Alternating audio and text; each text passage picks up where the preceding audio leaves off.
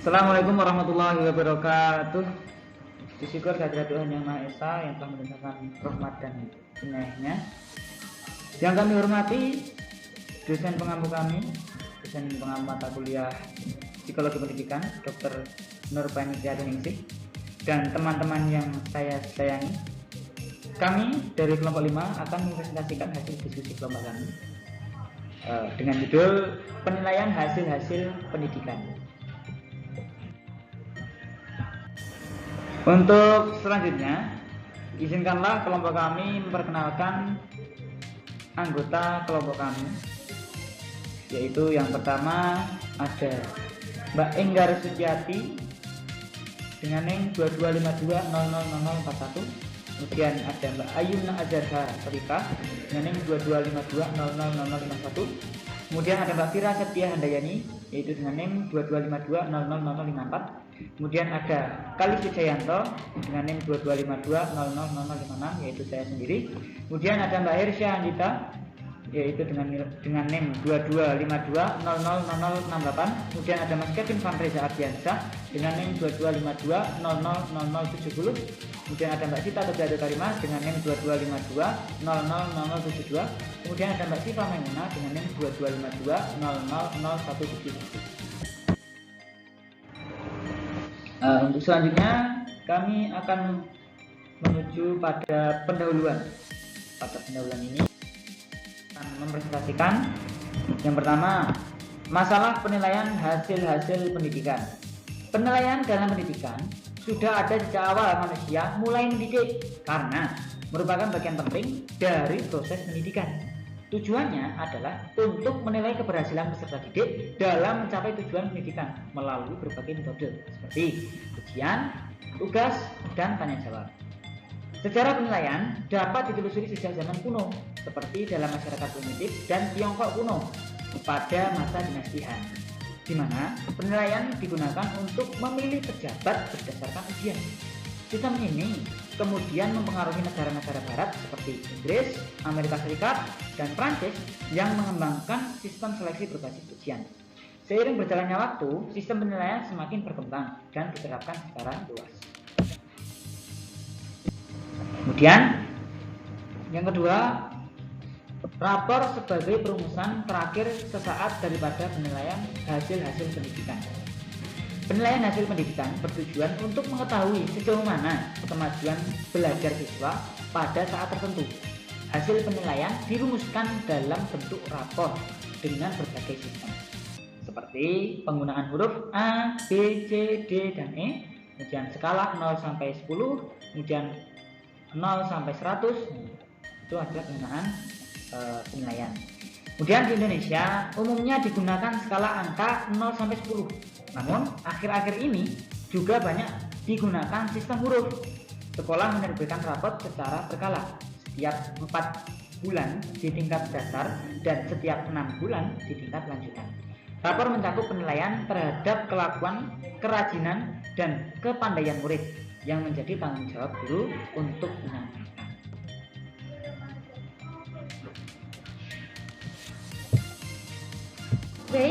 Baik, saya lanjutkan untuk yang 3, fungsi penilaian dalam proses pendidikan. Yang A, ada dasar psikologis. Penilaian penting karena anak masih dalam tahap perkembangan dan belum mandiri secara moral, sehingga memerlukan bimbingan. Penilaian dari guru memberi pedoman, rasa aman, dan membantu anak mengetahui posisi di antara teman-teman. Dari sisi anak memerlukan pendapat guru sebagai acuan dalam pelaksanaan kebijakan dan ingin mengetahui apakah mereka termasuk anak yang pandai. Dari sisi pendidik, guru dan orang tua memerlukan informasi hasil belajar untuk memenuhi tanggung jawab, merencanakan pendidikan selanjutnya, dan memastikan proses pendidikan berjalan dengan baik. Yang B, dasar didaktis. Dari sisi anak, pengetahuan kemajuan belajar memberi dampak positif. Mengetahui kemajuan belajar memberi dampak positif karena dapat meningkatkan motivasi dan prestasi di masa depan. Dari sisi guru, penilaian murid juga mencerminkan keberhasilan dan kekurangan guru. Penilaian murid juga mencerminkan keberhasilan dan kekurangan guru karena hasil penilaian menjadi bahan evaluasi penting untuk perbaikan proses mengajar ke depan. Penilaian hasil belajar murid sangat penting bagi guru karena A. Membantu guru dalam menilai readiness anak terhadap sesuatu mata pelajaran tertentu. B. Mengetahui status anak di dalam kelasnya. C. Membantu guru dalam menempatkan murid dalam suatu kelompok pelajar tertentu di dalam kelasnya berdasarkan pada kesamaan kesukaran yang dihadapi atau kesamaan kemampuan dalam percakapan-percakapan tertentu. D. Membantu guru di dalam usaha memperbaiki metode belajar dan mengajarnya. E. Membantu guru dalam memberikan pengajaran tambahan atau pengajaran pembinaan. C.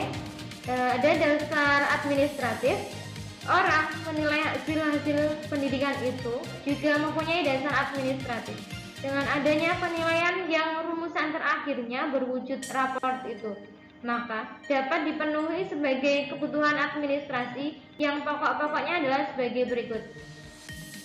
Pertama, memberikan data untuk dapat menentukan status anak didiknya di dalam kelas, yaitu misalnya apakah dia naik kelas atau tidak, apakah dia lulus ujian atau tidak. Dan yang kedua, memberikan ikhtisar mengenai segala hasil usaha yang dilakukan oleh sesuatu lembaga pendidikan. Dan yang ketiga, merupakan inti laporan tentang kemajuan murid-murid kepada orang tua atau pejabat pemerintah yang berwenang, guru-guru, dan juga muridnya. Selanjutnya, D. Teknik penilaian. 1. Syarat-syarat penilaian yang baik, yaitu ada 6. Yang pertama, tes itu harus reliable. Tes itu memiliki keajekan hasil atau konsistensi. Yang kedua, tes itu harus valid. Tes dikatakan valid jika benar-benar mengukur apa yang seharusnya diukur, tanpa dipengaruhi oleh faktor lain yang tidak relevan. Yang ketiga, tes itu harus objektif. Objektivitas dalam penilaian atau scoring dan objektivitas dalam interpretasi skor. Yang keempat, tes itu harus diskriminasi, mampu menelusuri perbedaan yang bahkan sangat kecil sekalipun. Yang kelima, tes itu harus komprehensif, mencakup seluruh persoalan yang harus diselidiki sehingga mampu memberi informasi lengkap mengenai seluruh materi yang telah diajarkan. Yang terakhir, tes itu harus mudah digunakan, cukup jelas manfaatnya. Selanjutnya, 2. Macam-macam bentuk penilaian. A. Tes subjektif itu sukar sekali, atau kalau tidak dapat dikatakan tidak mungkin dinilai secara tepat. B. Tes objektif membahas klasifikasi umum. Tes objektif yang dibagi menjadi 4 macam, yaitu tes kepribadian, tes intelijensi atau intelijensi umum, tes bakat, dan tes sekolah atau tes prestasi. 1. Tes benar salah atau true false test. Yang kedua, tes pilihan ganda multiple choice test. Yang ketiga, tes membandingkan atau menyesuaikan matching test. Yang keempat, tes isian. Yang kelima, tes melengkapi. Selanjutnya, C. Statistika sederhana. 1. Perlu dan pentingnya soal ini. Penilaian pada dasarnya merupakan pengukuran yang menggunakan norma-norma tertentu sebagai ukuran. Hasil penilaian biasanya dinyatakan dalam bentuk angka, meskipun yang dinilai seringkali bersifat kualitatif, sehingga perlu dikuantifikasi. Kuantifikasi membantu memberikan kejelasan dan kepastian dalam menilai. Statistika berperan sebagai teknik untuk mengolah dan menyimpulkan data kuantitatif. Dalam konteks pendidikan, hanya aspek statistika yang relevan dan mudah dipahami dan pendidik profesional yang akan disajikan.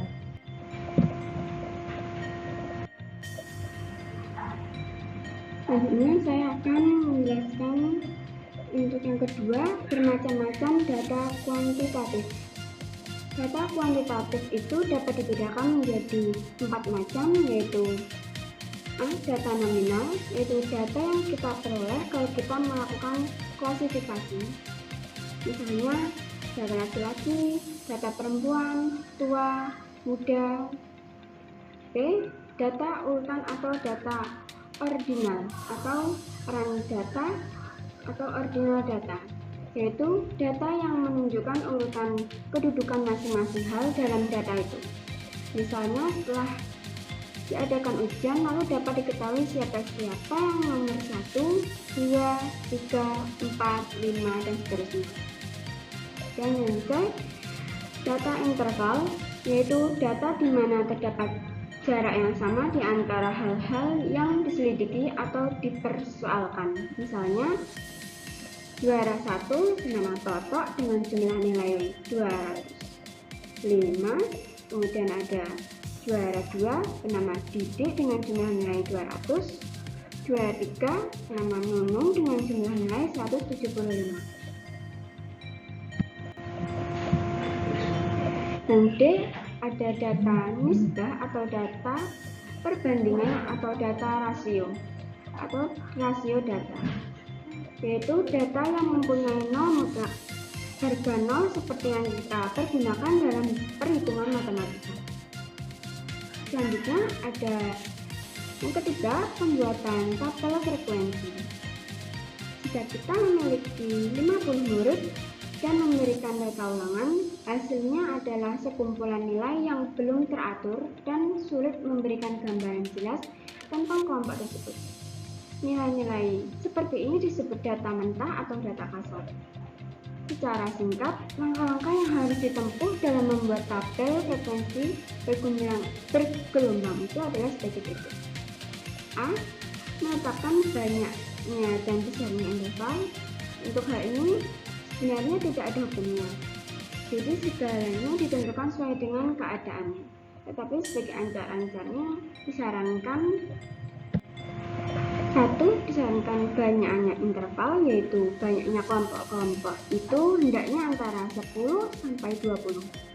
Yang kedua, besarnya interval, yaitu dianjurkan mempergunakan bilangan kasar. Selanjutnya, menetapkan batas dan nilai yang akan mewakili kelompok. Jika ini di sini tidak ada hukumnya, tetapi yang banyak diikuti orang ialah banyak nilai dasar atau nilai terendah adalah kelipatan I. Contoh, pada jika nilai terendah adalah 40 dan 40 adalah kelipatan 5. C. Menghitung dan mencatat frekuensi untuk masing-masing interval. Berikut ini adalah contoh tabel frekuensi data berkelompok. Yang di sebelah kiri adalah contoh data berkelompoknya, dan yang sebelah kanan adalah tabel frekuensi. Kemudian yang selanjutnya, di bawah ini ada contoh tabel kumulatif data tunggal dan data kelompok berdasarkan data yang terdapat di atas. Yang sebelah kiri adalah tabel kumulatif pada data tunggal. Yang sebelah kanan adalah tabel frekuensi kumulatif pada data berkelompok. Baik, saya lanjutkan. Yang keempat, ukuran-ukuran tendensi sentral. A. Pengantar. Data suatu kelompok biasanya berpusat di sekitar nilai tengah atau pusatnya. Mengetahui nilai pusat ini memberikan gambaran umum mengenai keseluruhan data. B. Macam-macam tendensi sentral. Yang pertama, rata-rata atau X. A. Rata-rata data tunggal sebagai berikut. Dengan rumus X sama dengan X1 plus X2 plus X3 plus X4 plus X5 dan seterusnya dibagi N, atau X sama dengan sigma X dibagi N. Misalnya 6 anak umur masing-masing 6 tahun, 7,5 tahun, 6 tahun, 8 tahun, 7 tahun, dan 4,5 tahun. Maka umur rata-rata mereka adalah X sama dengan 6 plus 7,5 plus 6 plus 8 plus 7 plus 4,5 dibagi 6 sama dengan 39 dibagi 6 sama dengan 6,5 tahun. Jadi rata-rata umur mereka adalah 6,5 tahun. Jika F lebih besar dari 1, maka perhitungannya X sama dengan sigma Fx per N, di mana sigma adalah jumlah, F frekuensi, X nilai, N banyaknya hal. Berikut perhitungan data tabel sebagai berikut.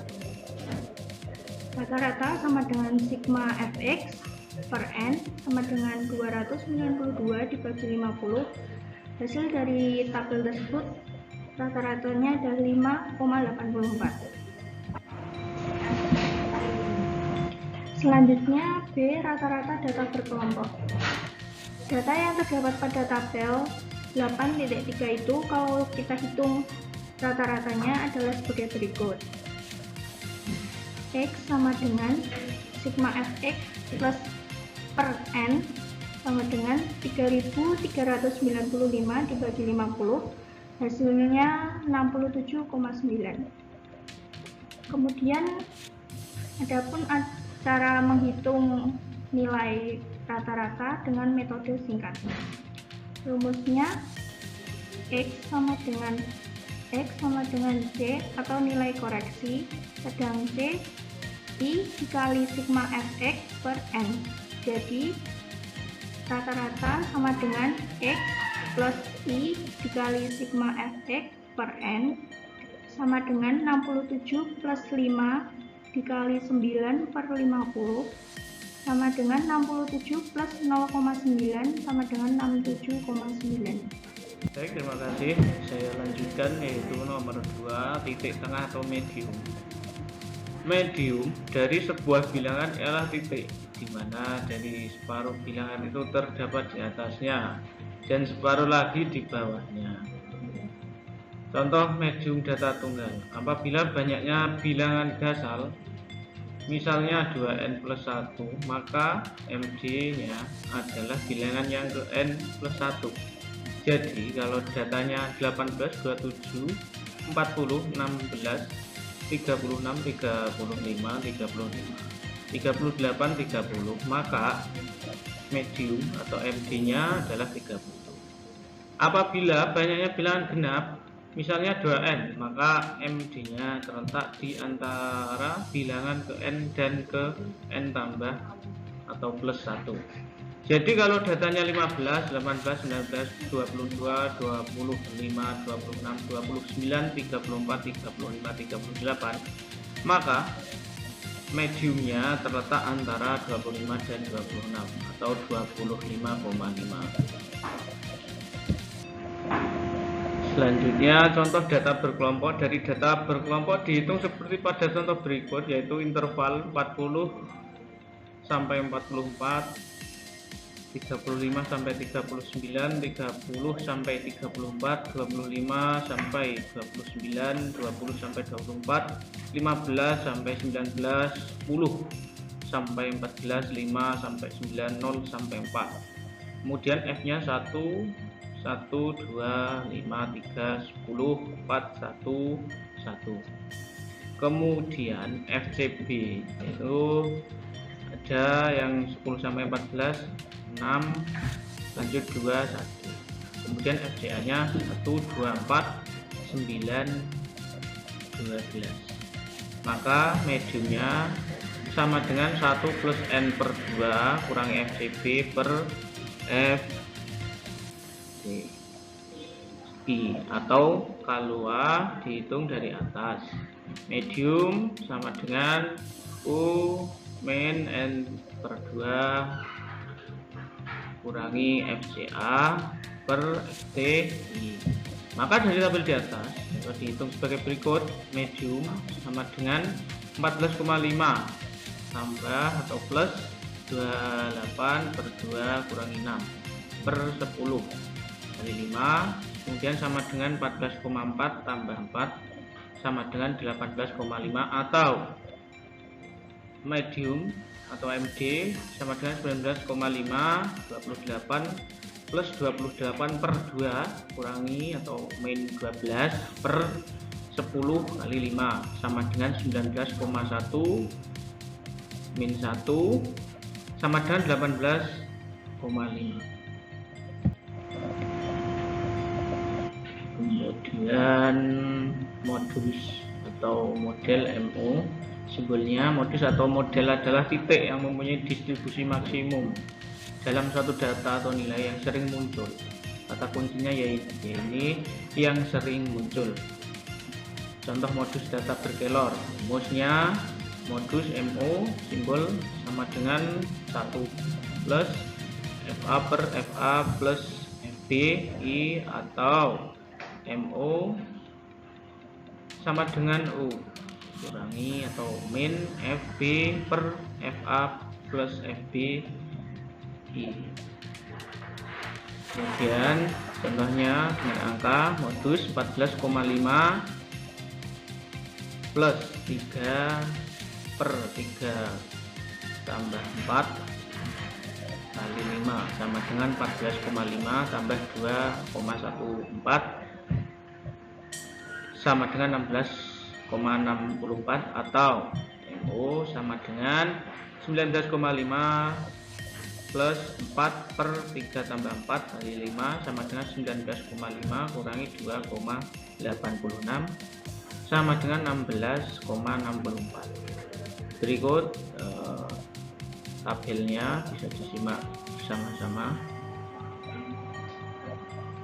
Selanjutnya dari perhitungan di atas keterangannya adalah sebagai berikut atau simbolnya MO sama dengan modus, I besar sama dengan batas bawah dari interval yang dianggap mengandung modus, FA yaitu frekuensi dari interval di atasnya, FB simbol FB sama dengan frekuensi dari interval di bawahnya, kemudian I kecil yaitu besarnya interval, dan U batas sama dengan batas atas interval yang dianggap mengandung modus. Dan selanjutnya yaitu penggunaan ukuran tendensi sentral atau tengahnya, itu kita cari kali X apabila 1A dikehendaki reliabilitas yang terbesar. Di dalam perhitungan selanjutnya ada perhitungan mengenai deviasi distribusi di bagian pusat simetris. Kita cari MD atau modus apabila tak ada cukup waktu untuk mencari X, distribusi data sangat berat sebelah, kemudian C, distribusi yang kita peroleh tidak komplit. Kita cari modus apabila, yaitu pertama kita kehendaki ukuran tendensi sentral atau tengah yang paling cepat. Kemudian B, kita ingin tahu hal yang paling khas dalam data yang kita selidiki, nah, yaitu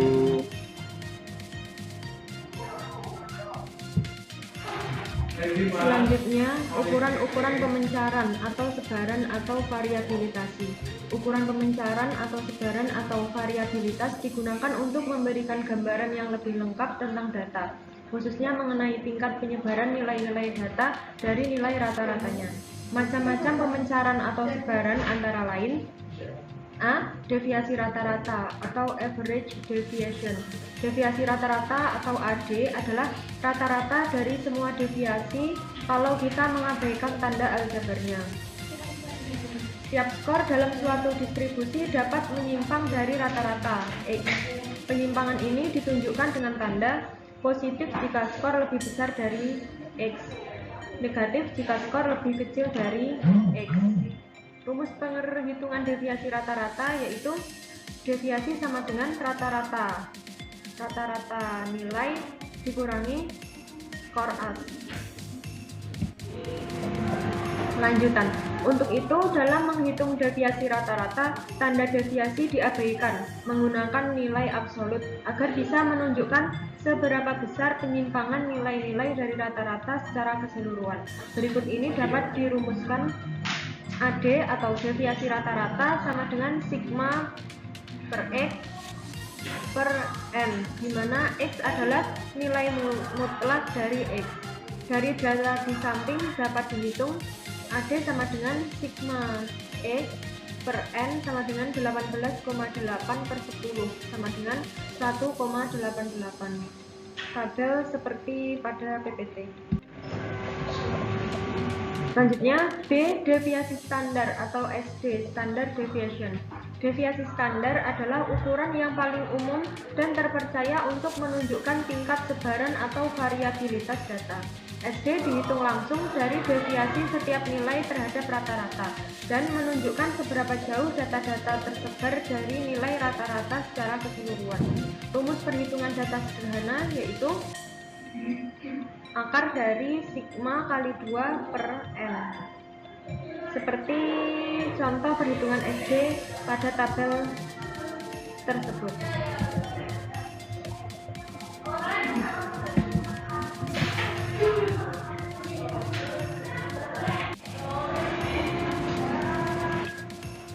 Selanjutnya, rumus perhitungan data kompleks.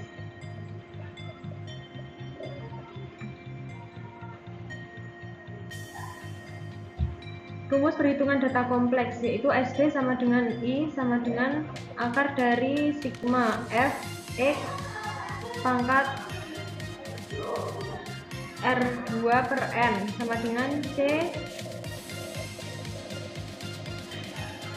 pangkat R kuadrat sama dengan I sama dengan besarnya interval. X aksen adalah deviasi dari X yang diperkirakan dalam arti interval sebagai unit. C aksen adalah koreksi dalam X yang diperkirakan dalam arti interval sebagai unit. SD sama dengan 5 akar dari 365 per 50 dikurangi 9 per 50 kuadrat. Bisa disimak di PPT, hasil akhirnya yaitu 5 kali 2,695 sama dengan 13,475. Tabel seperti pada PPT.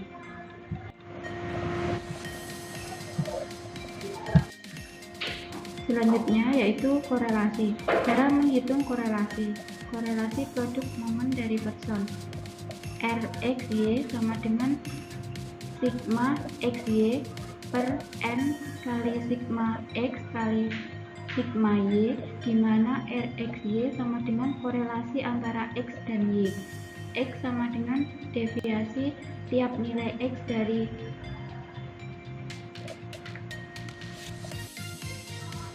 di mana RXY sama dengan korelasi antara X dan Y.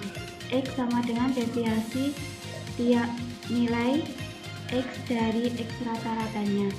Y sama dengan deviasi tiap nilai Y dari Y rata-ratanya.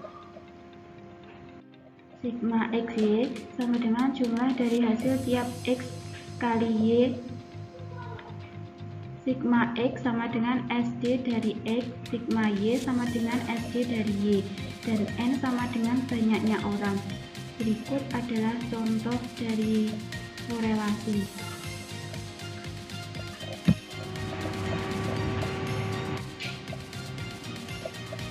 X sama dengan 7,5, Y sama dengan 8, sigma X sama dengan akar sigma X kuadrat per N sama dengan akar 124,50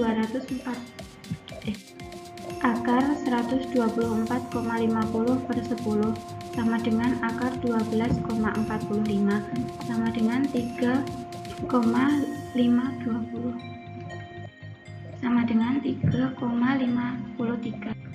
Sigma Y sama dengan akar dari sigma X Y kuadrat per N sama dengan akar 144,0 per 10 sama dengan akar 14,4 sama dengan 3,795 sama dengan 3,79. RXY sama dengan sigma XY per N kali sigma X kali sigma Y sama dengan sigma XY per 10 kali 3,53 kali 3,79 sama dengan 102 per 133,9 sama dengan plus 0,76. Interpretasi korelasi. Kurang dari 0,20 sangat kecil biasanya diabaikan. 0,20 sampai 0,40 rendah ada tetapi rendah. 0,40 sampai 0,70 sedang benar-benar ada. 0,700,090 tinggi, korelasi itu meyakinkan. 0,90 sampai 1,00 sangat tinggi. Beberapa catatan penutup. Pembahasan statistik di sini hanya mencakup garis besar dan belum mencakup seluruh bidang, sehingga disarankan untuk mempelajari lebih lanjut. Rasa segan saat mulai belajar statistik biasanya muncul karena dianggap tidak penting atau rumusnya tidak menarik. Padahal keduanya bisa diatasi dengan pemahaman dan latihan. Statistik sangat berguna untuk menilai dan memperbaiki tes yang telah disusun. Baik, kiranya seperti itu presentasi dari kelompok kami. Bila ada kurang lebihnya, mohon maaf yang sebesar-besarnya. Akhirul kata, assalamualaikum warahmatullahi wabarakatuh.